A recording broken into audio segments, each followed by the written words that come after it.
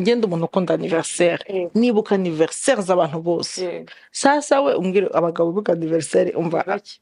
abagabo bubawe Yabibonye sinzi ko abagabo bubawe noneho kora ko namenyere ko ngewe iyo minwe igeze mpita nandikira umuntu cyangwa niyo yabasinziriye chérie joyeux anniversaire nkaririmba ngasenga ngiye kubona mwembo n'abasho anniversaire yanjye araryamye sha umva nkajya nigira ngo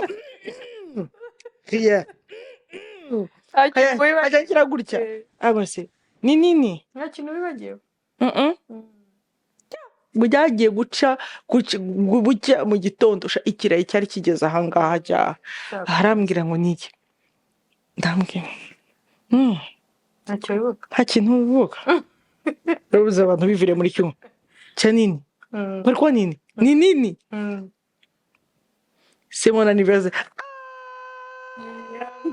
ngibione anniversaire kwa vitu vyangu unaniletea anniversaire ninjo bari bibye ase hai kwa vitu vyangu we naye uyu mudamu yikunde umenye ko Imana yakugira icyizere yes niba umugabo atakumva niba umugabo ataguha agaciro shaka Imana senga yibwire ngo ndashaka kwikunda ndashaka kwiha agaciro ndashaka izaguha abavandimwe izaguha inshuti izakuvana mu bwigunge ariko reka kuba depressed reka kuba mu buriri reka bikaguheranwa n'agahinda gakabije ngo kuko umugabo yakubwiye nabi cyangwa ageze gutya ikunde umenye ko uri uw'agaciro umenye ko uri strong umenye ko wakora ibirenze umenye ko Imana yakugira uw'agaciro uyegereye yakurinda yakurerera yakugira umuntu udasanzwe wikunde cyane ndashaka nkumenyeshe ngo menya uburiwe you are fearfully and wonderful made uri uw'agaciro uremye mu buryo butangaje cyane uri umuntu special no one can replace you honyine urasa nka papa wawe wakuremye wo mu ijuru ijya kukurema yakuremanye ikintu kiri unique buriya buri mugore wese agira umwihariko ntabwo ugira competition n'umugore uwo ari we wese no you are who you are you are where you are kuko umva hariya hawe niho hariya hantu niho Imana yagushize kuko yabonaga ko uhakwiriye se twagiye kubakira amahoro y'Imana bari namwe turabashimiye urukundo mukomeza kutwereka turabashimiye kuri komantere zanyu mesaje mutwandikira ku ruhande ko mukomeza kudutera imbaraga turabashimiye cyane kandi turabakunda turabasengera turabishimiye cyane rwose ko mukomeza gusangiza n'abandi ubutumwa bwiza uko bigenda bibageraho bikabafasha namwe mukabiyoreza abandi ntabwo tubifata nk'ibisanzwe turabashimiye cyane uyu munsi rero tugarutse muri cya kiganiro cya Shepherd to Shep igezwaho nanjye uyu munsi tuje tuzanye n'umutumirwa wacu mukunda cyane nishimira cyane ku munsi w'abagore twumvishe nta wundi muntu twatumira atari we tugiye kuganira ku mudamu tugiye kuganira ku mugore tugiye kuganira ku mufasha ibyo bintu byose niba ubyujuje cyangwa witegura kuzaba umugore bose n'ibyawe birakureba Pastor karibu murakoze cyane bakiriye cyane Pastor Deborah murakoze kunyakira cyane twese tumire kugutumira ku munsi w'abagore ukaza waduteye ishema bakwishimiye cyane murakoze cyane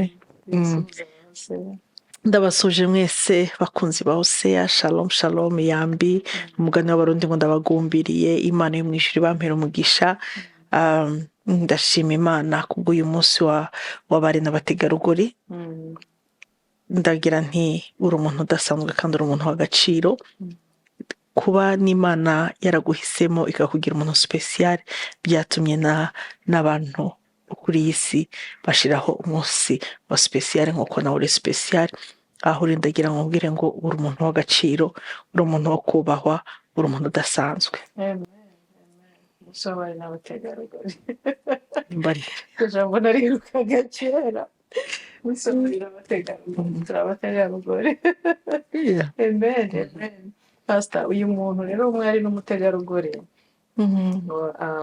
Imana imaze kurema isi maze kuremamo ibintu byose, maze kurema n'umugabo bimuremera umufasha umukwiriye ari we umutegarugori.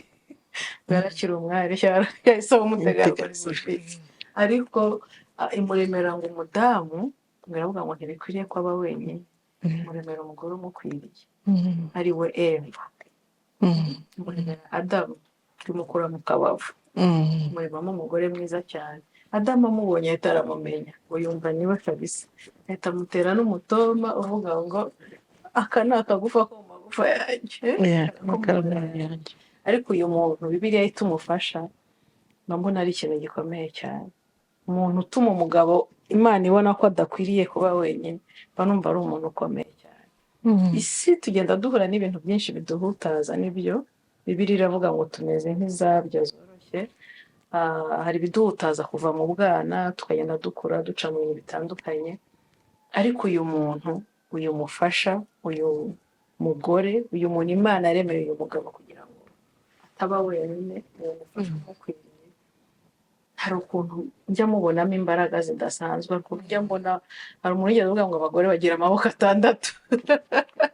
Umufasha buriya twamuvuga gute, twamudefinisa gute? Umufasha ukwiriye umutware we twamudefinisa gute?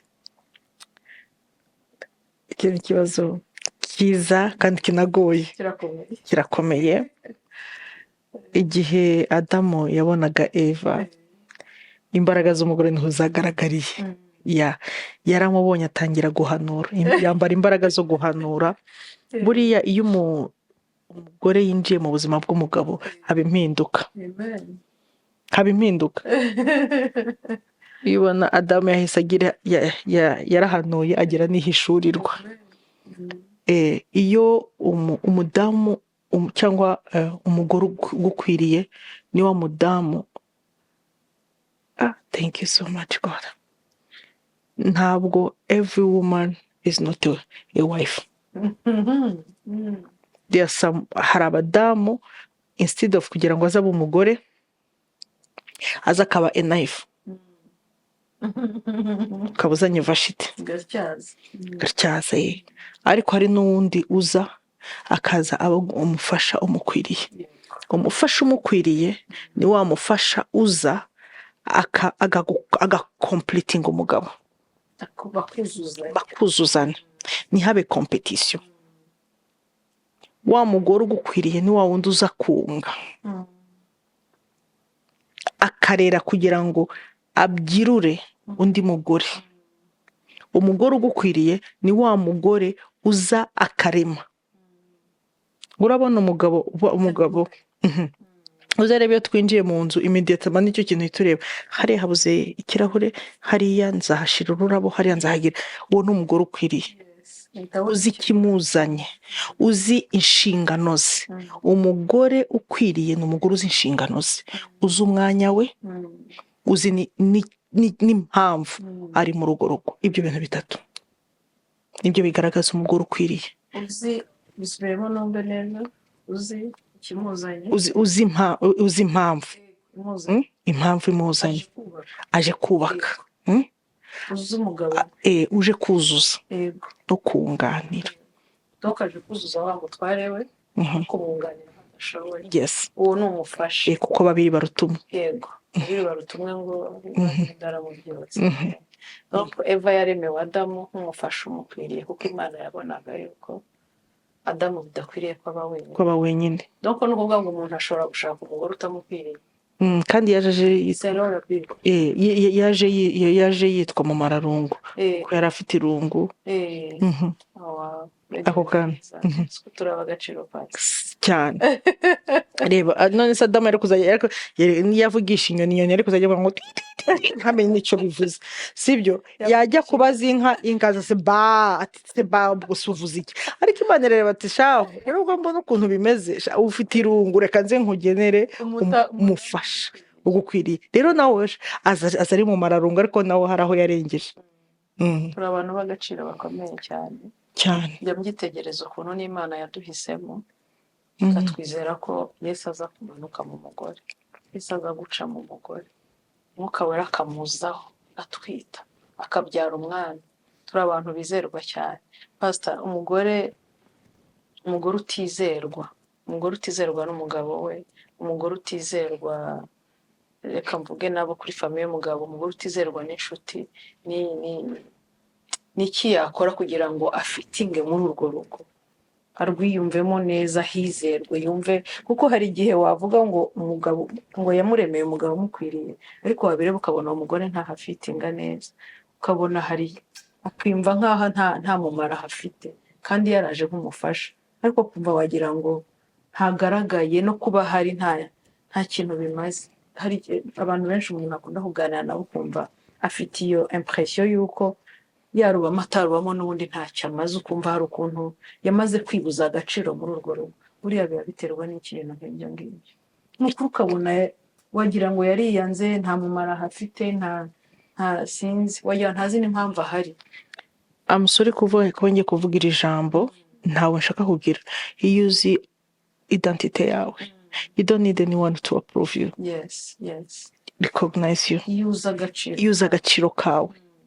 Nimba nzi ko papa Joshua yamisemo kugira ngo mumere umufasha, nje kugira ngo mwunganire, nje kugira ngo dufatanye, kugira ngo twubake urugo rwacu, kandi urugo ntabwo rwubakwa n'abantu benshi, ni umugore n'umugabo, kuko yaguhisemo, kuko azi ngo nkurikije vision ngewe mfite nk'umugabo, ndabona papa Clement yaravuze ati ngewe nzaho ndiho ndagana, numva ko muri uru rugendo nkeneye uwumfasha muri uru rugendo. Mama Arlette ndabona ari suitable help. N'ubundi niko bimeze. Umugore uvuga uti yewe ntibankunda, yewe ndiyumva ko no bigatuma yicana za nshingano, bitangirira hano. Nimba winjiyemo uvuga uti ndashaka banyemere, ntugende kugira ngo bakwemere, genda uzuriwe. Niyihe ntego itumye njya gushaka uyu mugabo? Naramukunze, numva ndemezanya n'umutima wanjye ko ngiye kubana nawe. So nimba ngiye kubakana nawe, devoir yanjye ntabwo ari y'abandi.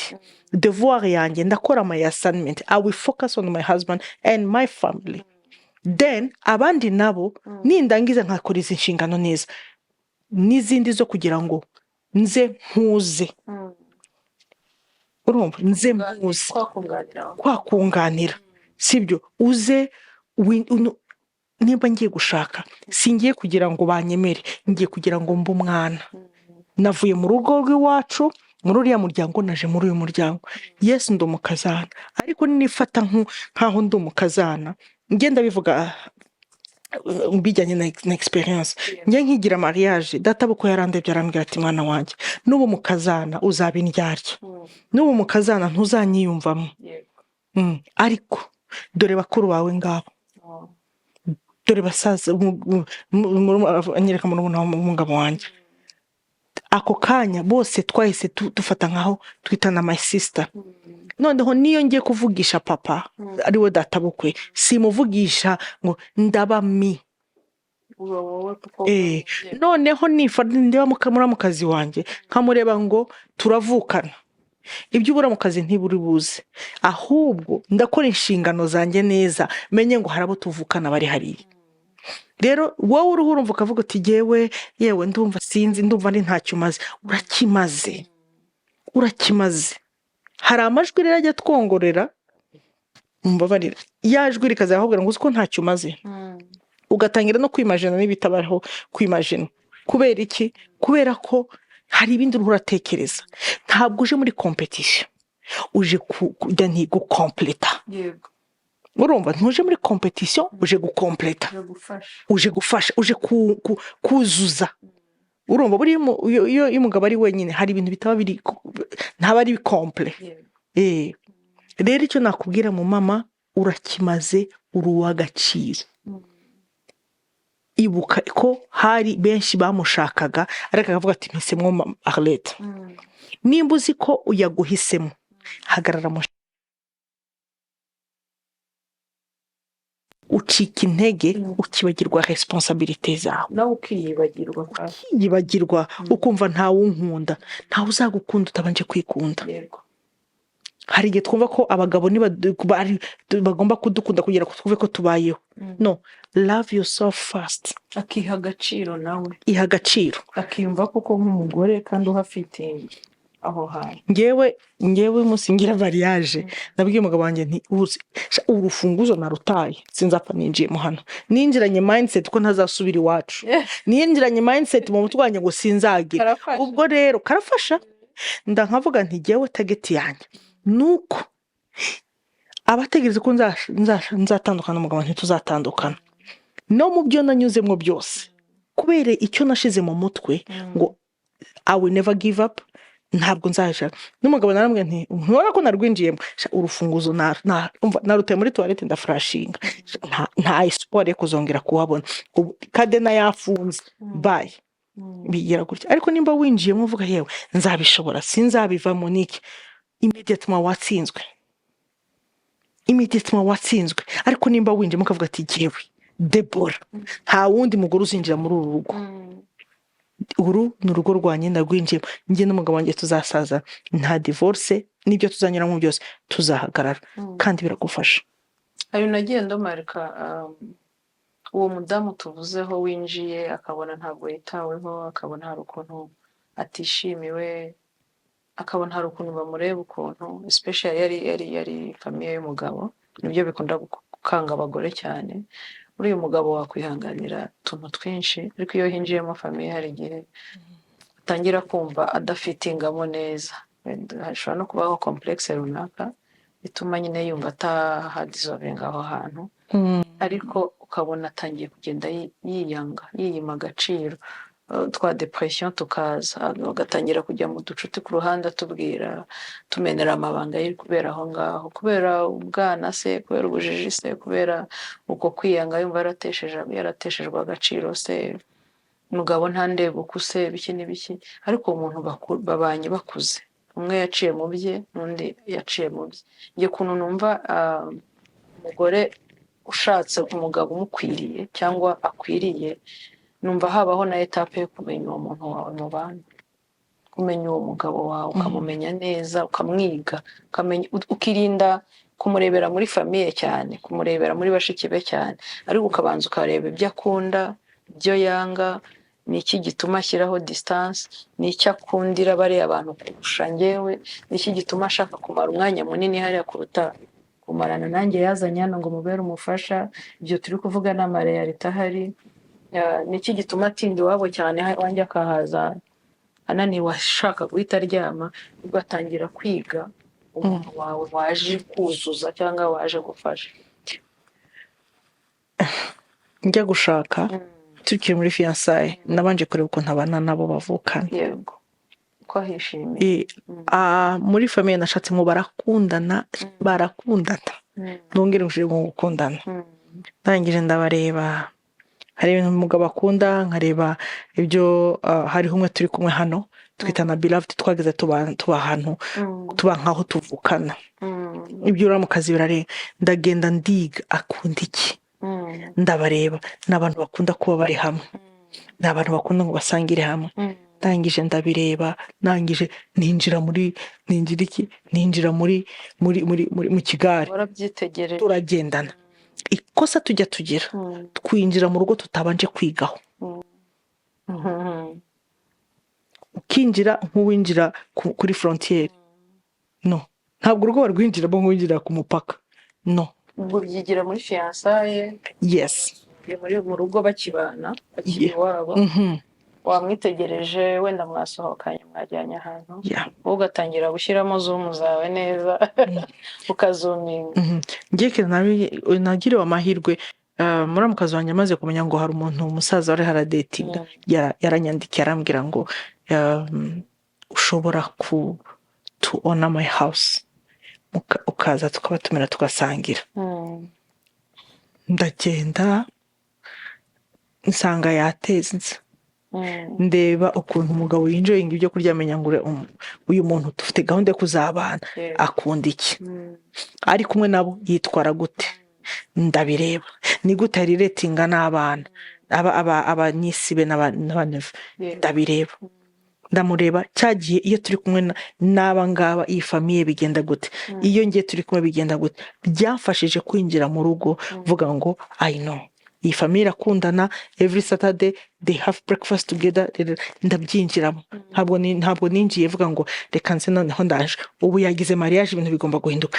Naraflowinze kandi nibyo byamfashije no kuri kuba ndi mu rugo kugeza kuri iyi saha.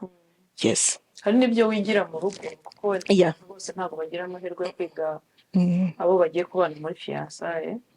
Hari n'ababimenya bazigeze n'izo ngo bamaze kubana nabo, ugatangira kwiga utuntu dutoya turi kuganiriza umugore wacu. Nkanjye nakundaga abashyitsi cyane, nakundaga inzu ihore yuzuye kuko nibyo nari nsize iwacu, mu rugo hahoraga huzuye abantu. Ngeze mu rugo nsanga umugabo we akunda inzu icecetse iri karume cyane ituje, abashyitsi rimwe na rimwe ariko bitari too much. Genda niyadabuta biravuna biragora. So aho ngaho utakoze attention n'ibyo twavugaga niba utangira kumva nta gaciro ugira. Icyo nshaka kubwira abantu ngo baze wakabyanga, uri kubibona niho wa mugore atangira kugenda ameze nk'aho urukundo rwe rugenda rukonje, nk'aho atangiye kugenda yiyima agaciro. Abantu banjye ntabwo abakunda kubera iki nshaka kuzana abashyitsi akabyanga, urabibona. Ugatangira gushaka kuzanamo guhangana, bya bindi wavugaga ngo ntabwo ubuje guhangana ahubwo ubuje gushyigikira no kuzuza n'ibiki byose. Ariko hari ibintu wiga warugezemo. Mama Arlette, ndakeka no mu kiganiro hari ikiganiro twize kubiganiraho, twinjira muri iyi proje ya mariage hatabayeho kuganira ngo umenye ngo akunda iki yanga iki. Njye ndibuka barabivuga. Yes maje ngo ukunda iki arabikubwira amashyira bafite. Yes, mugashiraho na boundaries. Yes, dukunda gushiraho boundaries ibibazo byaje. Buriya abantu babona bagifiyansanya hari ukuntu mbona bigirana abamarayika ukuntu, ariko baba bageze hamwe nibwo bagenda bagaragarizanya. Ngewe ndibuka tukiri muri fiyansaye turi hafi kubana, naramubwiye nti ntuzatungurwe dore ibintu nkunda, ndakwinginze ntuzambuze gusenga, nkunda ivugabutumwa, nkunda gutekera abantu. Ati se ko ngewe ndamubwira nti ntabwo bizajya biba igihe cyose.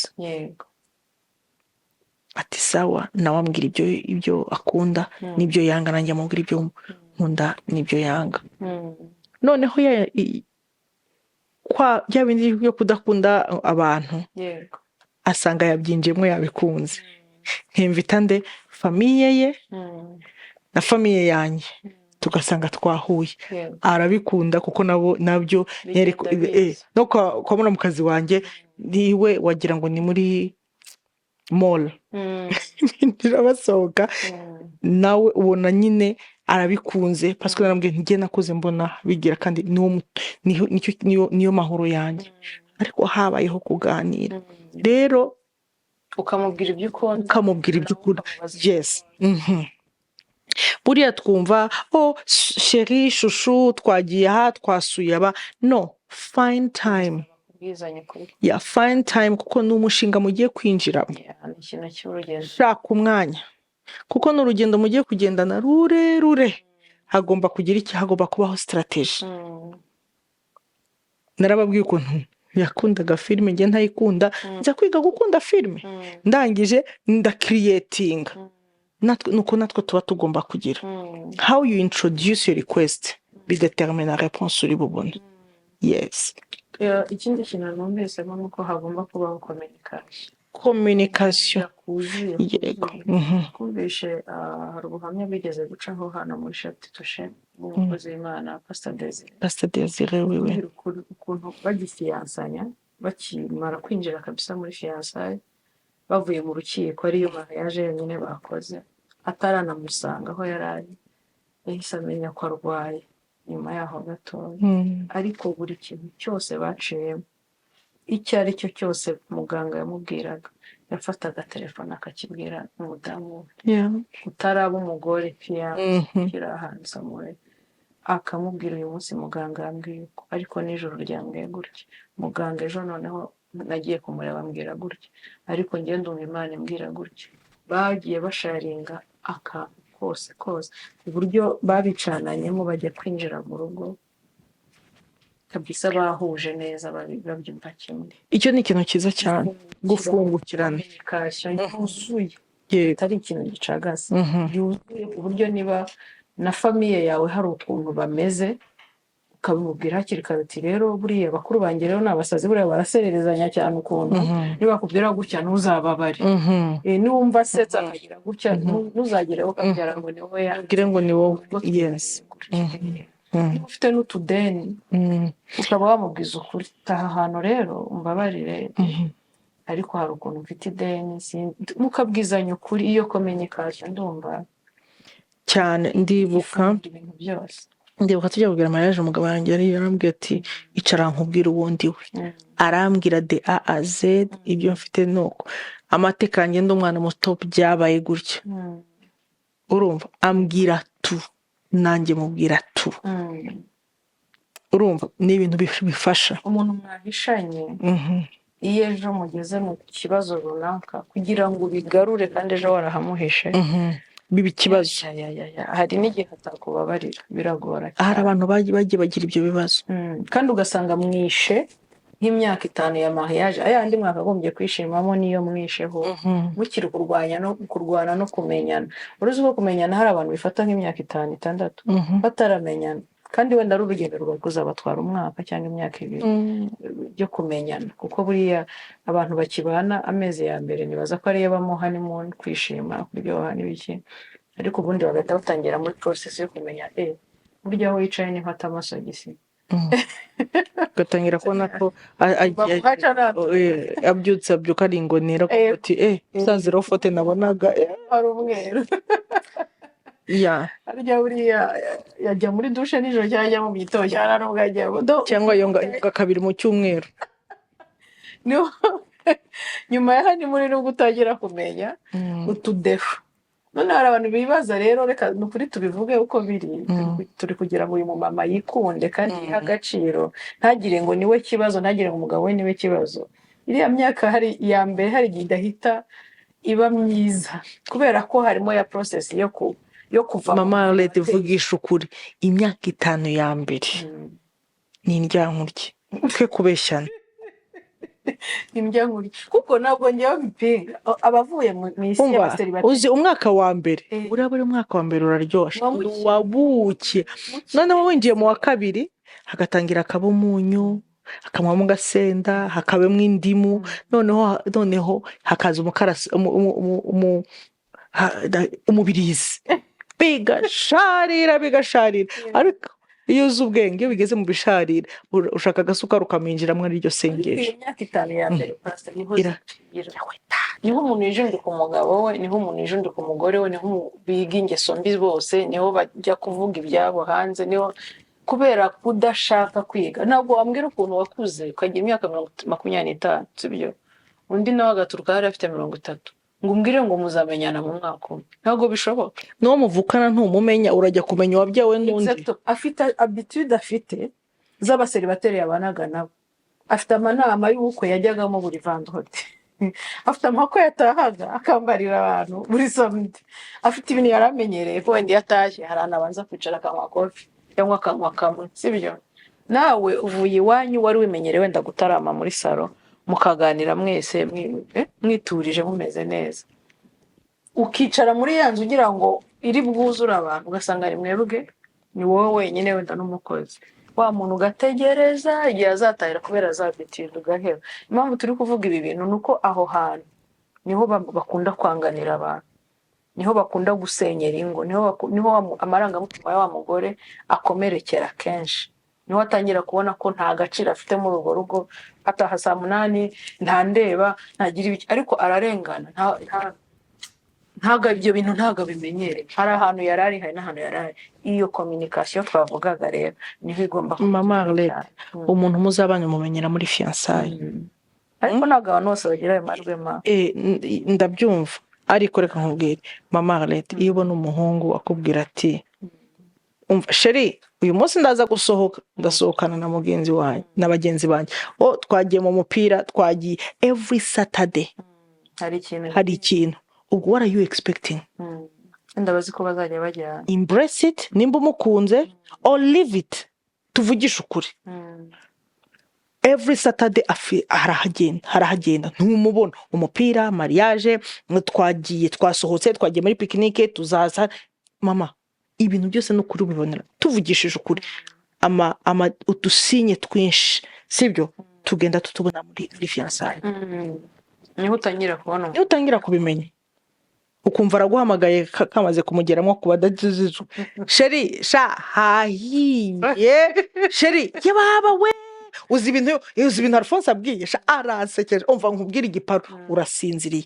wajya kureba saa 9 z'ijoro none se ashinzwe umutekano abashinzwe umutekano nibo baba bari mu muhanda sa muracyari muri fiançailles ukambwira sheri ndananiwe ubwo immediate mumenye ngo niko bizahora muri fiançailles n'igihe kujyana muri utwo tuntu twose agashaka kujyana kuko aba kwirata agira ibikindi bike ariko watangira kumuzanaho mwageze mu rugo atari kungenda umashaka gusohoka bashaka kwigumira ahubwo atoke igumira aho ngaho yewe ndagiye gusa aho hantu umuntu yakitwara te pasta mwagendanaga muri fiançailles kuko wihangana kugira muzabane noneho urugeze mutangiye kumubwira ngo this is too much ijyane no kuri njyewe nisigare ndumva naniwe n'ibiki noneho nawe akumva bwa burenganzira bacyawe ufite nawe aho usigaye aho ngaho wanze kujyana nawe ko nibyo koko gutaha saa 9 z'ijoro wenda buri munsi birakubangamiye cyane kandi we nibyo akunda yabimenyereye ni hehe bahuriza aho hantu kugira ngo habeho ikintu kimeze nka equilibre habaho ikintu kimeze nko umwe amanukeho gato undi azamukeho gato urabona ukuntu bigora muri ya myaka 5 kugira ngo muzajye kugera kuri muzasemurire ubone bari ko nabeho mama agomba kwihangana mu makamukurerekera ahantu hose mama buriya iyo ufite umugabo ukunda akabari ukaba warabimwemereye uzahore mu kabari pastor ryatabara uretse nkwereke sibyo ikintu umenyereje umugabo nicyo amenyere make sure that you continue it bitihise ukamugurutira n'umugabo sheri ndagukunda ariko ngewe vraiment ibintu byo kujya mu kare simbikunda azamenya ukuntu akwitwaraho nawe numva umuboke yakomeze kugenda komeza ugenda ariko ntumumenyereze ikintu nurangiza ngo ukigabanye ugikate harazamwe ikibazo nimba waramumenyereje ngo every Saturday turajya muri zanirindi ndemera ko dutaha saa 11 ukaba wamenyeje kuba muri abafiance mukagira mariage making ashobora continue mubigire n'igihe atabara akabari gusa ari n'amasengesho arabona akunda kwibera mu rusengero amanywa na nijoro kandi umugore wenda we ashaka no kuba atari ko yahamagawe we yumva rwa rugo rugomba kubamo umugore rugomba kugendwa agomba kumenya ibyatetswe nibyo namenya navugaga nawe nibyo navugaga balance hagomba kuba balance nawe ntabwo umbwira ngo urahora mu rusengero wa mupapa we nkaho uri buji yo mu rusengero ni buji yo mu rusengero hari igihe bayizimye yakajya mu cyumweru mu masengesho no yavaye ati hari n'ayandi buri itorero ryateguye rero ubwo hari icyo bari harahunga hari n'ayandi y'abaevangeliste rero ntabwo nakwicisha ndifashe kuko hari na retraite y'abapasiteri igomba kubera Karigari balance urabona kuri wabonye nyine aje gupfira hano buri hari umupapa nkunda papa Pastor Antoine Rutayisire bajya kugira mariage bashizeho boundaries rero niyo hatabayeho boundaries ni akavuyo agomba kubaho umukobwa utarashaka kumva aka kantu tukagukopeza communication boundaries ibyo bintu ko ari bibiri communication and the boundaries ntabwo ushiraho boundaries ariko ibibazo byaje boundaries ipreventinga hari abantu batunga banda yanjye banda hagize umufasha boundaries mu Kinyarwanda ni nko gushiraho yes aho bigarukira kwa ndibaza sinzi papa Clement adufasha yes gushiraho umurongo ku bintu sibyo bivuga ngo nimba udashizeho ibyo ngibyo ndakurahiye muzahora mu bibazo sibyo. niyo mpamvu niyo tugiye ku kazi hari ibyo usabwa gukora n'ibyo udasabwa gukora, hari aho ibintu biba bigomba kurangirira. Rero natwe tudashizeho dukunda gushiraho boundaries iyo byarangiye, iyo ibintu byamaze kwangirika. Ariko nimba twinjiye muri uyu mushinga twashizeho communication yabaye nziza. Pastor Antoine Rutayisire ndamukunda cyane, n'umuntu nkunda kumviriza cyane. Yashize we n'umudamu we mbere ko bajya kugira mariage bashizeho boundaries kandi ABCDE birakenewe mukiri babigize kubihindurira mu rugo igihe bitakora warugeze wamaze kurugeramo forget. Ariko nimba ninjiye mu rugo sibyo nzi ngo ibi nuko bimera. Nk'umugabo wanjye hari boundaries yashizeho, si nkunda ibi si mbisiporta, ibi ndabisiporta, bidabigirike. Ninjira nze ngo ibi bintu ntabikunda, ibi bintu ntagiraho, dushiraho twagerageje gushiraho yes. Urumva akamenya n'icyo ukunda, niyo byo bizana. Nimba yaragiye gukora ikintu akamenya ko utagikunda, yibuka ati yambwiye ko ikintu atagikunda. Ni ibintu tutajya dukunda kugira twumva ngo ni iby'abazungu. Ntabwo ari iby'abazungu, birafasha. None se ko mu kazi tubizi yuko utitwara uko wiboneye, no mu rugo reka tureke no mu kazi, no mu rugo buri hari urugo badataha nyuma ya 12:00 kandi ufite 20 ariko ukabuze ngo urasangira n'abandi ku meza saa moya kandi ufite 22 zawe ariko ukabuze saa moya. Iyo niko twamenyere kuva turi bato, iyo ntari ku meza n'abandi saa moya kiba ari ikintu gikomeye cyane. Mba nabanje no gusaba urushya natanze excuse, ariko atari excuse nzana buri munsi rimwe gakeya byashobotse. No mu rugo birashoboka, mwabwira nako saa moya tuba turi ku meza sheri tugasangira. Si twazaba hazazamo n'abana tuze kubavugaho, ahubwo hazaba harimo n'abana. Aba bana bagomba kwigishwa ko turira ku meza isaha izi n'izi, cyangwa duhurira muri salo twese isaha izi n'izi, ntagire uburi hanze. Ariko iyo tutabiganiraho ibyo bintu mbere, kuri birasenya. Ntabwo bisenya gusa, zirahengama, ngo zirahengama zikamera gutya. Niyo mpamvu umwe arigenga n'undi arigenga, murira mu rugo saa 8 z'ijoro, ubuzima mukibera twamaye wowe mwembi mu rugo, mukibera ababyigenge, mukibera ibintu bisaba ubwenge. Niyo mpamvu tuba turi gukora ibiganiro nk'ibi kugira ngo bo bitaraba bibe. Birashoboka ko byanaba ko mwaba mwarisha iyo myaka 5 mubikora nabi, ariko bikaza kugororwa, bikagera igihe mugafata umurongo mukavuga muti you know what, ikarine na bike hano twicare tuganire. Birashoboka pe, birashoboka, ariko hari ubushake mwembi muhuje. Iyo biturutse ku Bibiliya avuga ngo nta kuntu babiri bagenda n'abagiye batagize iki badahuje. Birashoboka iyo muhuje kandi mugendana muvuga ururimi rumwe. Ndongera urw'iryo jambo nararivuze, muvuga ururimi rumwe. Umwe atavuga ngo shwi n'undi akavuga ngo shka. So nimwe nimba avuga shwishwa, urumva iyo ndirimbo iravuga ngo shwishwa. So ntimuvuga ururimi rumwe. Ariko nimba umugabo avuga ati ndumva ngiye nk'umutwari w'uru rugo, bigomba kumera gute? Hari ikintu abagabo bavuga, ngewe ndashaka nige mugabo, si mugabo, icyo mvuze ni icyo ngicyo. Ubwo wabyisha, wabivuze nabi, ko wa muntu mwahuye yakuze. Uze umubwira uti sheri reba na environment ubivugizemo. Hari igihe twishiramo ko umuntu aba agomba kugenda ahantu hahambaye.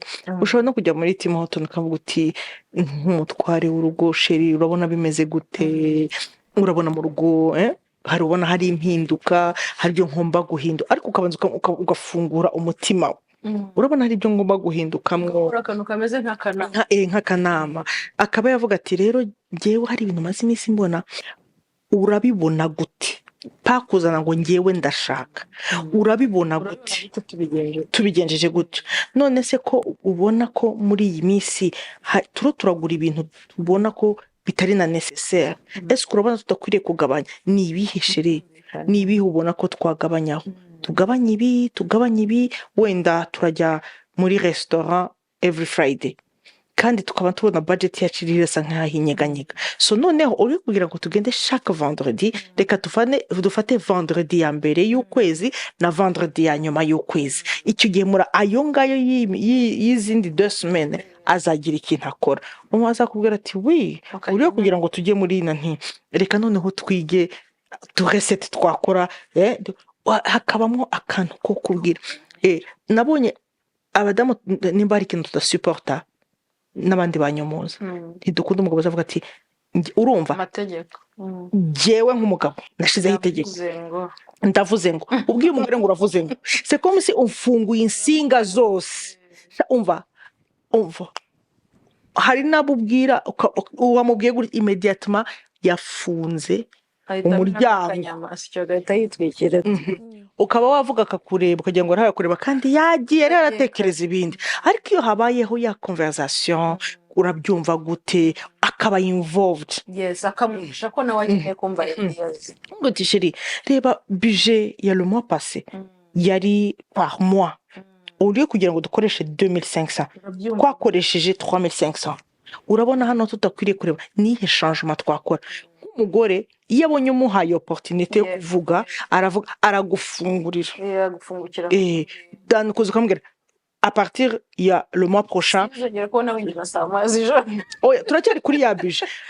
Donc twakoreshe 3500 maintenant 3500 ntayihari ntumubwiye impamvu ndabigabanuye 2500 nayo ariko ntumubwiye banza umwereke. Abagore ntibakunda kuberwa nabi ya mafanta twaguraga tugiye kugabanya sibyo tunyuzamo amazi ya nido imaze kugera kuri $86 ni menshi kandi nido ntabwo ari nziza.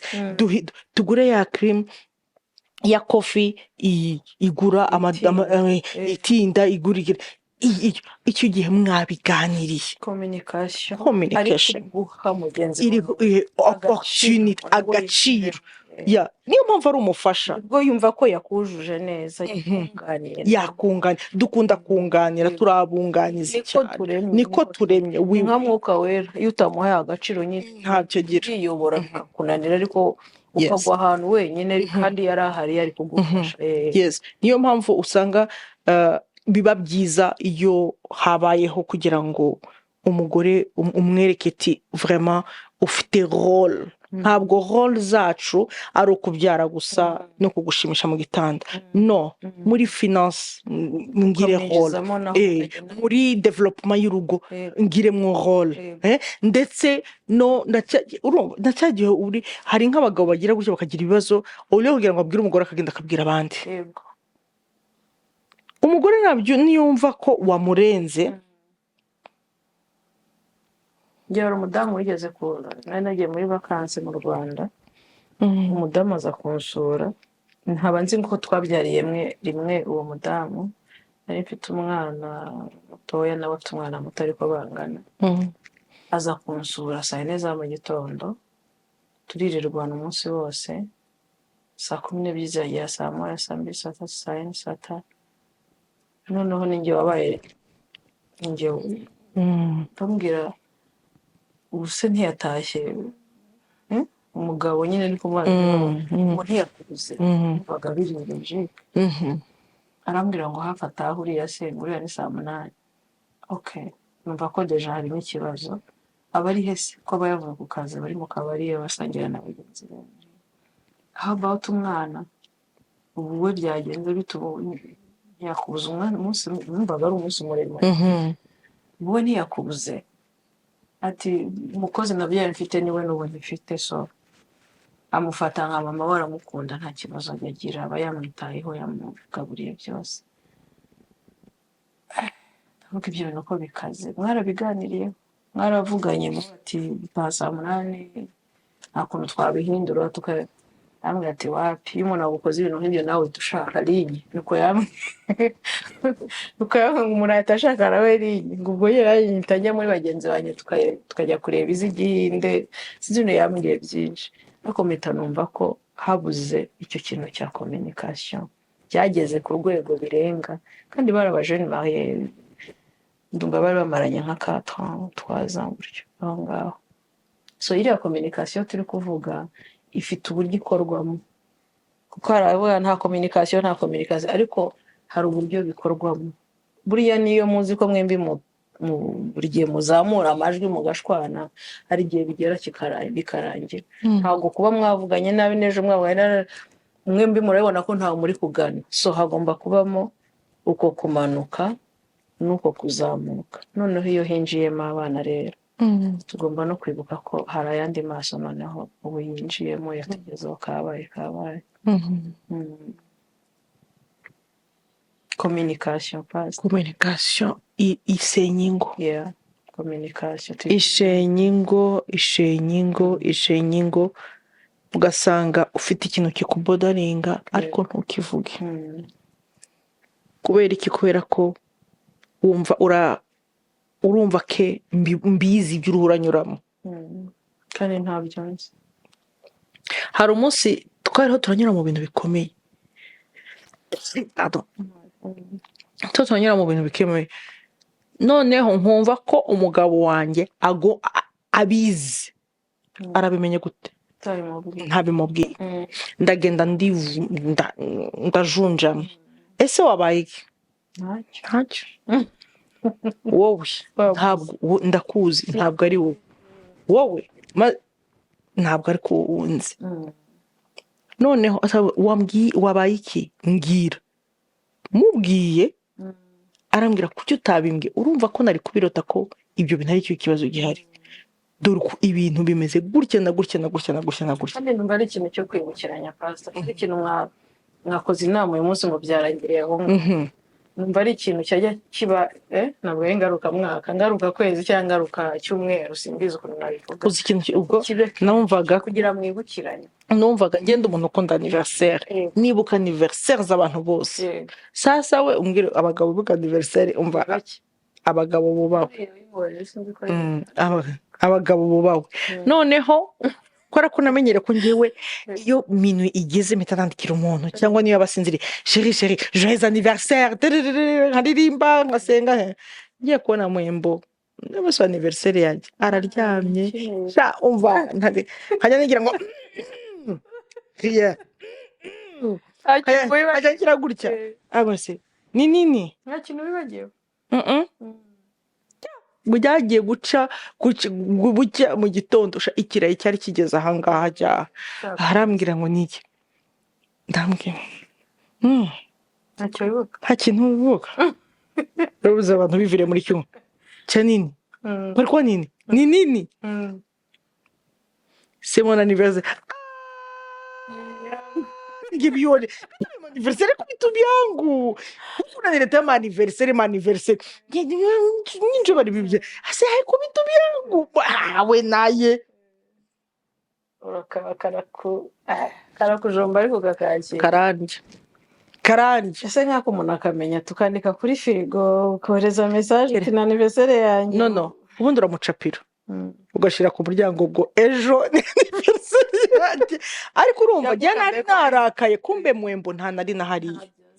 Urumva nanjye navuze ngo reka ndebe ko umva umuntu yiriwe muri shuguri yibereye mu byago rero kuri ibyo ngibyo ruravuga aho ngaho niho hajya hakunda kuba ikibazo kubera ko sinavuze ndirakaje ijoro ryo joro naraye nicaye n'umunsi wa anniversaire nyiriwe mpondobera nk'umuntu warayizamu ariko Mwembo reka da kwibukiranya nawe anniversaire hari igihe atayibuka. Exactement. Kunganirana numva ko kwibukiranya kuri ngombwa. Ndareba nyine igihe Eva yasohotse akarenge imbiri yaganiriye na Satani. Iyo utabaye mu mahema neza tubijyanye mu mvuga ya Kristo yabaye mu mahema neza ukuntu uganira ni gusohoka ukarenga kandi umugore buriya niwe umenya ibibera mu nzu buriya ni ukuvuza iyawe n'iy'umugabo n'iy'abana nta hari igihe ataba yibuka ibyo bimaze kuba wenda imyaka myinshi aho ngagera akabimemoriza. Kare twaze tuvugana na pastor tuvuga ukuntu n'amasogisi rimwe na rimwe ajya akayabura kandi ari akashaka isengero akayibura kandi irahari aho ngaho. Uwo ni umugabo nuko yitereye kwa kuntu Imana yabaremye ibashinga ibintu binini hari utuntu tw'utudetaye twitwa ko ari dutoya bataduha agaciro. Hari n'umugabo uzi izina ry'umwana we rimwe irindi yumva atari cyangwa yagenda ngo harya ngo Kevin yavutse itariki zingahe nyibutse kandi mumaranye imyaka 10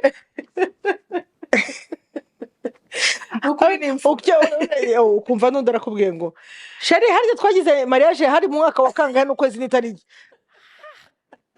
sheri n'abagabo n'imfura njya avuga ngo umugabo uzabura ijoro azaba yinaniwe kwikundira ibara basenge bazajya rero njye ndi wa muntu umunsi twame umunsi umpropose yari itariki ngiyi mwembo na anniversaire yarayibagirwa noneho ngo njye kwibuka ngo noneho ngo wamusugiye umpropose wabuze iki communication. Reka duhumurize uyu mudamu umaze kwiheba. Hari n'igihe aba yararusenye kubera ko yumvishe nta gaciro ahawe, kubera ko yumvishe yarasuzuguwe cyane, kubera ko yumva hari n'uvuga ngo wagira ngo naje kumwe aya muri iyi nzu akibagirwa ko ntumufasha nyine yaje gufasha nyine. Ariko reka tumwibutse ko kwikunda bishoboka, ntabwo agomba guheranwa n'ibyo ari kubona. Hari igihe biba biri grave vraiment, n'izo communication barazigerageje, baragiye kwa pasiteri baricaye imbere ye, baragiye kwa terapeute, hari igihe baba barakoze ibishoboka. Ibi turi kuvuga birahari n'amarealite. Hari igihe rwose nta kintu bataba baragerageje ariko ukabona byaranze, kandi wenda rimwe na rimwe banasenga atari uvuga ngo ni akabari karusenye cyangwa iki, bombi bari mu rusengero ariko iyo communication bakayigerageza ukabona biranze, urugo rwarahengamye, basa nkaho mu mitima yabo bamaze kuzinukwana n'ibiki n'ibiki. Usanga umuntu yinjiye muri depression ya indiri ebana ugashyiraho makiyaje ari hanze ntibaragukora ariko warashiriye n'imbere. Babazi benshi cyane. Reka tubwire uyu muntu ukuntu yakwikunda pastor we wenyine yisubiza agaciro. Njye hari ikintu narumaritse, sinzi niba ari njyewe cyangwa n'abandi ari uko, uzi ko wiha agaciro umubona nawe aguha agaciro.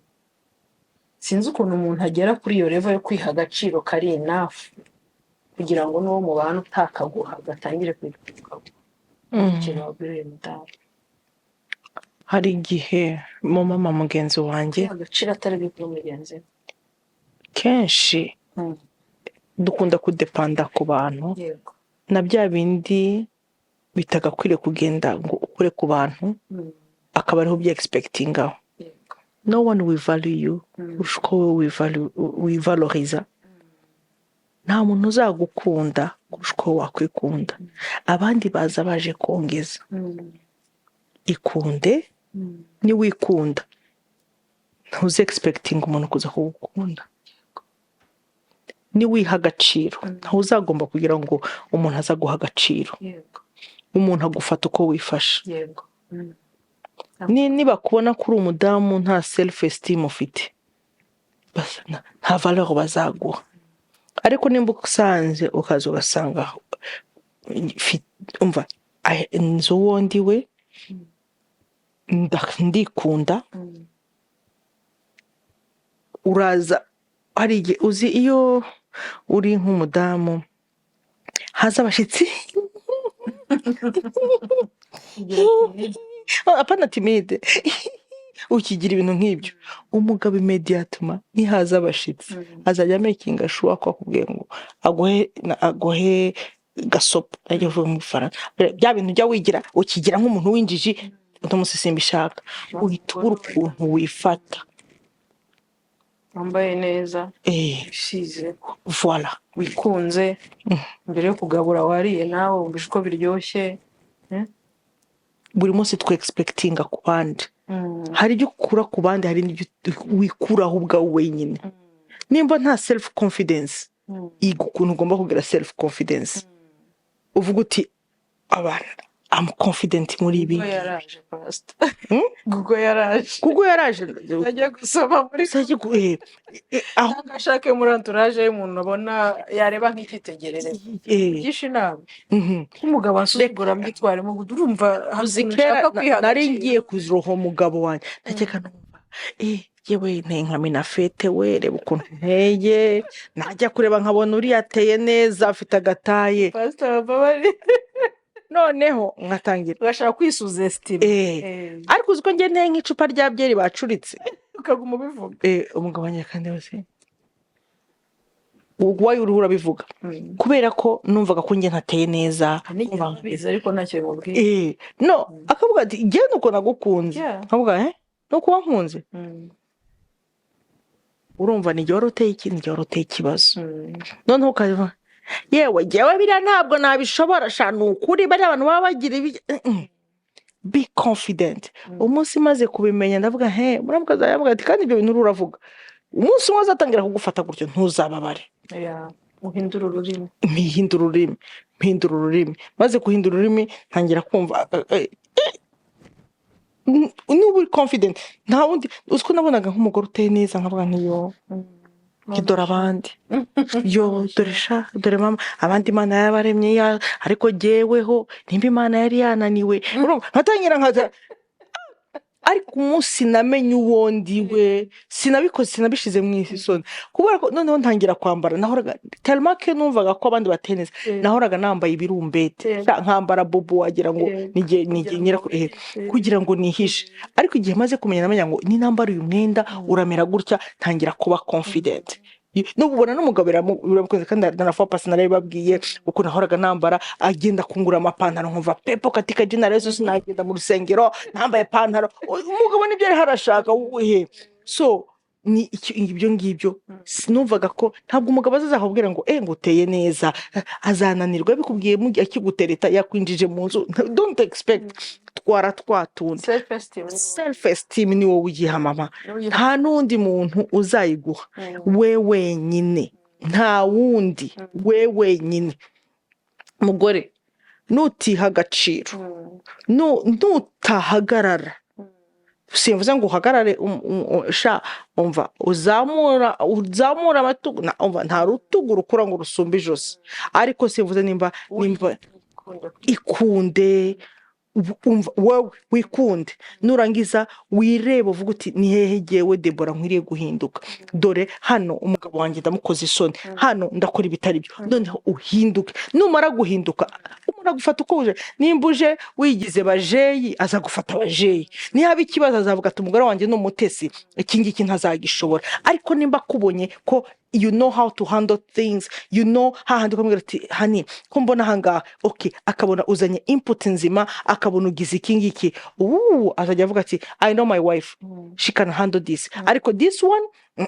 ntabwo agishobora rero ni twebwe tujye dutuma bimera gutya niyo bizanye ukora uko ubishaka si umubwiye ngo ukora uko ubishaka making a next time nushaka gushiramo input azakubwira ati warambwiye ngo ni nkora uko mbishaka we need to watch out how we do things n'igihe ujya muri salo 2-3 utahora wabibonye nta kintu wabonye najyaga mbimukora mbwiza ukuri nta kintu wabonye nkamumara nk'iminota 10 imbere mbwiza ukuri nta kintu wabonye mbwiza wahinduye amarinete uzi impamvu ni kubera ko hari ukuntu ibyo bintu utabyitonzemo hari igihe ubikomerekamo so vumiye wowe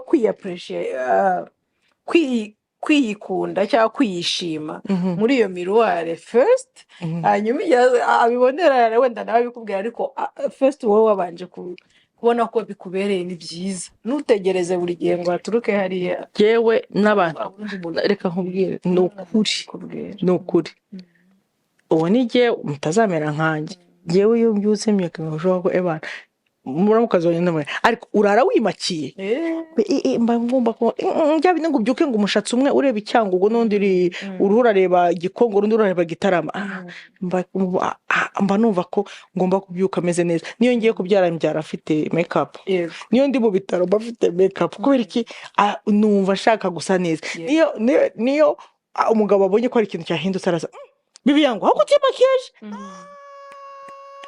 uri kosa nini haona tiro kubera iki hari ikintu akumenyerewe rero nawe nimba atashye buri munsi akazajya kubona wambaye umupira wa Coca-Cola ucitse hano amashereka araha wambaye isengere n'igitenge nta peti uri bumutere wambaye isengeri naza agasanga hari n'icyahindutse kubera imaje amenyereye sengre n'amashereka yamenetse ahangaha n'igikoma cy'umwana n'ibyo kurya gusanzeho hano natanga nta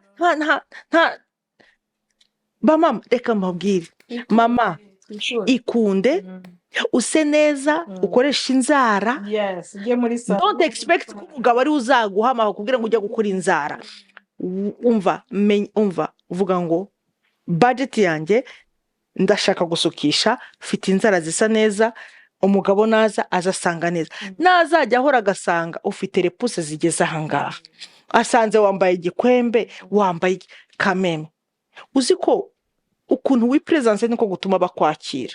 Ariko umugabo niwe wambaye amenyereye yuko nimba atashe asanga usa neza, umva azaza ahora kwambika. nawe ahita abona ko nyine hari ikintu cyane. Umugore wanjye akunda kwambara, ni ukuri ntabwo ari kuvuga ngo iki, kubera ukuntu nkunda biju sijya nkunda n'imwenda. Umugabo wanjye ashobora kugenda akabona akantu akangaka akagira, kubera iki yamenyereye yuko mpora ari uko bimeze, akabona n'abashiki be baraza banzaniye amakado y'ibyo bintu, nawe hari igihe abyinjiramo. Rero nawe nimba ibaze ibyo nasaga buri munsi agasanga nambaye igikwembe mu mabere gutya, uwo muntu azumva ati uriya n'uwo mu rugo, kandi azanagira n'isoni zo kuzana abashitsi mu rugo. Kwazi ko ari uko hari. Mugore, kwiyitaho, unyumve neza, apana kwikunda, kwiyitaho, wikunde, apana kuba egoiste. Yego. No, Kwitekinga. take care of yourself. Kurinda ubuzima bwawe bwo mu mutwe. Yes, wikunde, Kwiha agaciro. use neza, Useke. guseka n'amategeko abikuraho. Ntuzagire ngo uzategereza ngo ko umugabo wawe yaje aragukirisha muraseka akaba ari guseka. No, ushobora no kuba uri uruhurare ukajya kuri TikTok ukabona akantu karaguseka ugaseka ugatembagara. Ndakwinginze mama, ikunde. Nta rurabo yakuzaniye, genda ugure ururabo uruzane urushire muri hariya, wihumurize, wifotorezeho, wumva urishimye. Ni ukuri yikorera utwara niyo yaba ari akaveni kamwe kagiye, niyo nta n'amafaranga yo kujya gukoresha inzara ufite, genda ufate ugire ucunge inzara ushireho. Uzaze nkwigisha ukuntu wakora imishatsi, ufate ushireho amazi, ufunge shinyo, ushireho akajere gake, use neza. Ni ukuri iki nicyo kintu wabaye muzima mu mutwe ntako bisa. Urwo rugo ruhame ibitwenge, urwo rugo ruhame ibyishimo. Erega umuntu atanga icyo afite, kandi twebwe abadamu ni twebwe dushinzwe meteo y'urugo, ni twe tuyiyangiza cyangwa nimba mbyutse nishimye, urugo rwose rumeze neza. Nimba mbyutse meze nabi, n'urugo ruramera nabi. Tuvugisha ukuri, uzere umugore yazindukiye mu mashimwe, n'inzu yose iba mu mashimwe. Bitangaza biraba. Yebaba we, umva ibintu byose birahinduka. Ni ukuri mu mama nkubwire, no one will replace you, you are unique. Njya nkunda kubwira abantu ngo jyewe Deborah, ntawe uzabona undi Deborah afite taye nziza nk'iyanjye. Uko nteye koze ndavuga nti I am unique, hari uwampisemo abona ko mukwiriye. Ngomba kugira iki? Ngomba guhora asa neza, ngomba guhora ngize mu nzu yanjye hase neza, umwana wanjye yambara ibingibi. Urabicreating, bigomba kubaho no kubwuriye mwana, no kurebereho kugira abone iyo mudu nziza mu nzu. Buriya abagabo hari n'abagabo badakunda kuvuga, ariko ijwi ryawe rikumvikana mu nzu, ibitwenge byawe bikumvikana mu nzu. Buriya na wa mwana barimo aravoma, wa mwana bari kukuvomeraho nawe byinshi. Reka tugire inama umumama wari wamaze kwiyanga yegereye ukundi, yongereye imenya atagamije kugira ngo umugabo amushime ngo urasa neza cyangwa waberewe cyangwa uw'agaciro. Reka yiha agaciro. Ngeze umudamu, umugabo we yahoraga amubwira ko ari injiji, ko adashoboye, ko atize n'ibindi byinshi. Niba abamama ba kera bize ibyo bitaga serayi, sinzi niba ubizi. Abana be bari bamaze gukura, yarwanye no kubarera, arabarera adakora, ari umumama uri mu rugo abarera bita ku buryo ashoboye. She was so strong, yari umumama kabisa w'umunyembaraga ukuntu. Adesida gusubira mu ishuri, nta soni biteye, aho kugira ngo ahore yumva ayo magambo urinjije, avuga ati ati ngiye kwiha agaciro, kandi atanze wa mugabo bakiri kumwe. Nimwe bakavuze ati ibyo avuga nibyo, ariko I have to do something. Asubira mu ishuri, mu rugunga aragenda ariga, yambara iniforme, n'abana be biga kuri icyo kigo. Abana bari so proud, bari vraiment proud ya mama wabo. ararangiza abona diplome arambuka ajya yibereka ariga. Ebana yabonye akazi keza cyane muri ambasade, keza cyane keza cyane. Ubona noneho n'aya magambo yahoraga abwirwa ntaho bayacisha kuko yabaye umuntu ukomeye. Abana be ntabwo biteye isoni gusubira mu ishuri ukuze, ntibiteye isoni zo gufata decision y'ikintu utari warakoze kuva ryari ari ukavuga ngo from today ngiye kugikora kugira niha agaciro. Ntabwo biteye isoni kujya kwiga ururimi ukuze, ntabwo just urebe n'abo wabyaye bareberaho, not seulement abo wabyaye n'abo muri quartier. Buriya sinzi impamvu umumama ni umuntu wese yishyikiraho, umuntu wese yumva yareberaho, abo muri quartier aba yumva hari umumama uri hariya, hari umumama uri hariya. Dukunda kuba icyitegererezo, sinzi impamvu, yaba ku bo twabyaye yaba no ku bandi. uko ni ukuri. Ibi ni ibintu abadamu ntabwo tujya dukunda kuba twumva, ariko we are not good listeners. It's good to be a listener. Why? Nimba wumva umugabo aho arakubwira ariko akangaka nimba uri umugore w'umunyabwenge urakumva, warangiza ukareba ukuntu aka kantu uyu mugabo ahora avuga why,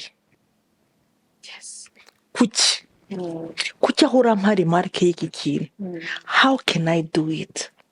Noneho ukaba wanakwicarana nawe kwa kundi njya mvuga nka kuriya Esther kugira ngo abashe kuintroduce ikintu, ukamubwira uti sheri buretse uhora buri munsi umbwira ikintu, urashaka mbigenze gute?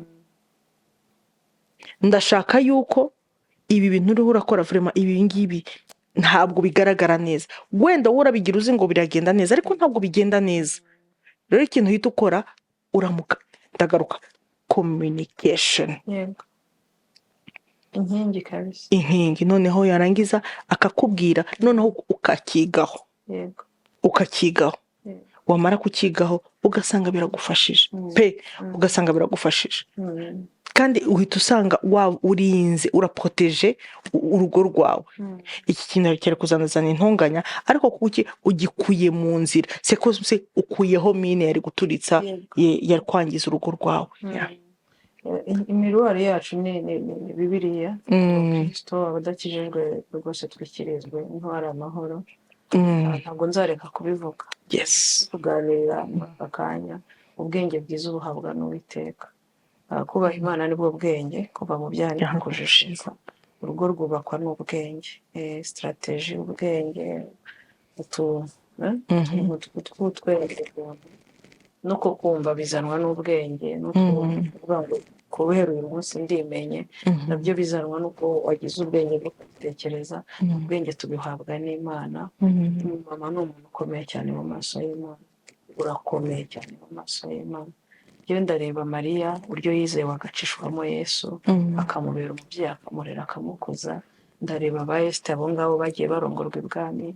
Ndebera Abigail, umugabo we yari yateje ibibazo, umuryango wose uri bwice. Abigail ajya gutangira Dawidi, amupfukama imbere, amusaba imbabazi, amuha ibyo yashakaga.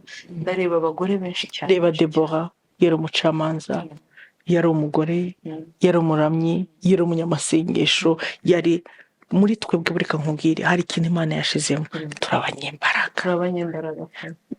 Umva wa mudamu we, tuza turi ibisubizo. Iyo tugize mariage tuzanye ibisubizo. Tuza nta bana, tugatanga abana, sibyo? Umva uzuri igisubizo kuri byinshi. Ndashaka nkumenyeshe ngo menya uburiwe. You are fearfully and wonderful made. Uri uw'agaciro, uremye mu buryo butangaje cyane. Uri umuntu special. No one can replace you.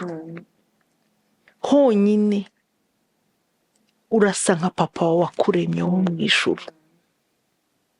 Ijya kukurema yakuremanye ikintu kiri unique. Buriya buri mugore wese agira umwihariko.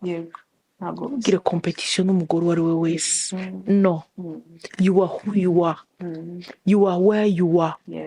Kuko hariya hawe niho, hariya hantu niho Imana yagushize, kuko yabonaga ko uhakwiriye. Rero ubwo uri umuntu udasanzwe, itware nk'umuntu udasanzwe. Ntube ikizu gishaka kwigira inkoko hari ibyo kitabasha gukora. yego Uri igisubizo, uri 1 in million mu bagore bose. Ndashaka nkubwire ngo ntukore competition na n'importe qui. Be who you are. yes Because uriwe ukumakinga unique. yeah Imana ibaha umugisha. soje Yego. nashoje. Uyu mudamu yikunde, umenye ko Imana yakugira icyizere nawe Yes. icyizere. Niba umugabo atakumva, niba umugabo ataguha agaciro, shaka Imana, senga, uyibwire ngo ndashaka kwikunda, ndashaka kwiha agaciro, ndashaka. Izaguha abavandimwe, izaguha inshuti, izakuvana mu bwigunge. Ariko reka kuba depressed, reka kuba mu buriri, bikaguheranwa n'agahinda gakabije ngo kuko umugabo yakubwiye nabi cyangwa ageze gutya. Ikunde, umenye ko uri uw'agaciro, umenye ko uri strong, umenye ko wakora ibirenze, umenye ko Imana yakugira uw'agaciro uyegereye, yakurinda, yakurerera, yakugira umuntu udasanzwe. Wikunde cyane. Kandi umunsi mwiza w'abagore. Umunsi abategarugori. Umunsi mwiza w'abari n'abategarugori. Mukomeze mumenye ngo muraba agaciro, ndetse n'isi yamenye ko muraba agaciro. Imana ibaha umugisha.